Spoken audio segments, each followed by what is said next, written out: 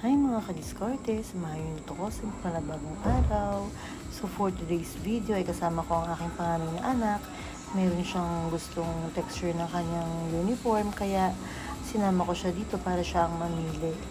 Ay walang ready to wear kaya talagang maghahanap pa kami ng mananahi. Medyo nagmamadali ang person dahil may meeting nga kami ngayon sa school. At talagang sumaglit na kami sa palengke. Gaya nung kasama ko yung dalawang bata, sumaglit lang din kami ng uniform dahil pupunta naman kami sa clinic para kay kuya. At ayan, nandito na kami sa Makamot Elementary School. Ako talagang pawis na ang person dahil galing pa nga kaming palengke at ito ang aking jowa. Napakapogi. Ano mga kadiskarte? At ayan, ngayon, no, ilang araw ay birthday ng aking bunso. Ngayon naman ay birthday ng aking nag-iisang baby boy. Naku mga kadiskarte, ay ayaw na magpa-picture kasama kami. Butit nagpa-picture na kasama ang kanyang cake. Kaya napakabuti talaga ng Panginoon sa buhay nitong mga batang ito. Talagang ng mga nakakaraang taon, nang binabalikan ko ang kanilang mga pictures, ay ako ay naiinis at hindi ko mapatabaan eh. Pero nung magkaroon naman ng laman ay talagang grabe ang bata, napakalaman niyang mga kadiskarte. Ay tingnan niyo naman, talagang enjoy na enjoy sa kanyang cake kasi nga iniinis ng kanyang ate Eliza.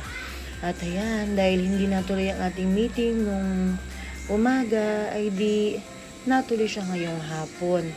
So, syempre kasama ang ating school principal, ang ating Ma'am Sheila na medyo palipad na rin ngayong taon mga kadiskarte. So, nakakatuwa talaga itong pamilyang ito ng Miss. Hindi, syempre, sa bawat pagkasama naman, hindi laging bed of roses, honey. So, same lang din yan ang aming pagkasama dito. Hindi laging bed of roses. May mga tampuhan din. Pero, syempre, at the end of the day, ay hihingi ka ng patawad pag ikaw ay nakasakit ng damdamin. At syempre, pag ikaw naman nasaktan ng damdamin, ay patatawarin rin naman sila. At ayan, dahil nga birthday ng aking kuya ngayon, ka-birthday niya ang kanyang tito. So, syempre, kompleto ang barkadahan. At ayan nga ang aking daddy.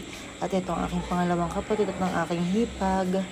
Kaya napakabuti talaga ng Panginoon at nagkakaroon ng mga gantong sama-sama pag nagkaroon talaga ng time ang mga person kahit gaano ka-busy yan eh. Sa totoo lang mga kadiskarte ay talagang pagkagantong pasukan ay busy na ang mga teachers, same naman din ang mga magulang. Ay paano pa kung teacher ka na, magulang ka pa? Ay bahala na talaga si Lord, bigyan tayo ng kalakasan. So ito nga pa ng aking pangatlong kapatid na nag-birthday ngayon. Happy birthday Kuya Pogi! Ayan. Siyempre ay tinanin naman ng kanyang asawa, musra ng musra, o diba? Kahit napakabuti talaga ng Panginoon sa kanilang buhay. O ayan ang pangalan ni Kuya. Dahil ka-birthday niya ang kanyang tito, ay hindi namin siya naisama ngayon dahil medyo nagpapagaling pa nga siya ng kanyang sugat. At ayan ang aking bunsong kapatid kasama ng kanyang boyfie. At ayan, naitago ang bagong cellphone na fully paid. Napaka-blessing talaga ng pamilya nito. Hani mga kadiskarte, hindi man kami perfect pero natatanggap pa rin naman namin ng isa't isa. Siyempre, ay walang choice. Walang choice. Siyempre, love naman namin ng isa't isa. Kaya, napakabuti ng Panginoon talaga sa mga batang ito o gaya nito. Nagugutom na ata. At ayan ang ating mga in-order. So, dito nga pala yan sa may Diyos, dito sa may highway. So, ayan yung mga in-order nila. Hindi ko rin naman yung mga tikman lahat. Dahil nga medyo busog na yun ng person ID. Ayan, videohan na lang natin sila kung ano yung mga kinain nila, mga kadiskarte. So, ayan, umorder ang hipag ko nito. Tsaka, ito ay gulay. Siyempre, tayo ay naggulay for today's video. Dahil hindi talaga tayo ngayon pwede magkakarnihan eh. Pero hindi ko alam kung ako yung nakapagkarni ng kaunti. Kaunti lang naman. Naku, mga kadiskarte, napakabuti ni Lord sa mga pagpapala, sa mga blessing na ipinagkakalob sa bawat isa. Kaya nga, ayan ang aking daddy. Kaya napakabuti talaga ng Panginoon at nagkaroon tayo ng pagkakataong gaya nito. Ito naman ang aking bunsong anak. So, napakasoplalitan itong aking bunsong anak. At ito yung nag-birthday noong May 30. At syempre, ayan, siya ay sumama. So, nakakatawa ang batang ito, kasi minsan siya ay gustong sumama sa mga lakad na ganito, minsan naman ay ayaw. At ayan ang aking pamilya. So, ako ang panganay. Itong aking kapatid na ito ay niregaluhan ng aking anak ng bola. So, ito ay resigned teacher na dito sa May Baras. So, ayan, napakabuti ni Lord sa kanyang buhay dahil nagkatiwalaan sila ng isang business na kung saan sila rin ay nagiging daluyan ng pagpapala. O ito naman yung aking hipag. At ito, meron pa silang mga ganito rito. Naghahanap kami ng frappe, ay wala. Kaya ito ang kanilang na-order, milkshake. So, okay lang din naman yung mga milkshake. Kung mahilig kayo sa matamis, sa chocolate, kayo pumunta. Pero kung hindi kayo masyadong mahilig sa matamis, sa may avocado kayo pumunta.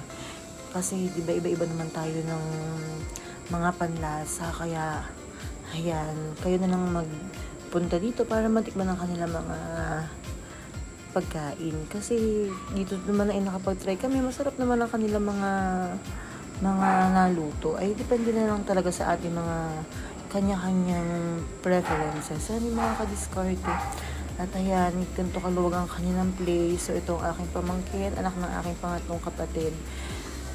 Buti na lang talaga mga kadiskarte ay ang mga taong ito ay hindi sumuko sa pagsubok ng buhay na kami mga bata pa. Ano mga kadiskarte? Sino mag-aakala na ang mga blessing na ito ay makakamtan para namin sa mga panahong gaya nito. Minsanan lang talaga makapaglaro ang mga batang ito na magkakasama. Kaya tingnan nyo ang mga magpipinsan ay namimiss din naman nila ang isa't isa. Kaya sa mga panahong ganito, hindi pwede hindi sasamahan At kaawa naman yung mga pinsan na hindi mga kakasama ng kanilang mga pinsan. Misanan nga lang sila magkasama-sama ay tuwang-tuwa ang mga person. O, diba? Nakakakilig silang tingnan. Thank you Lord sa lahat ng blessing.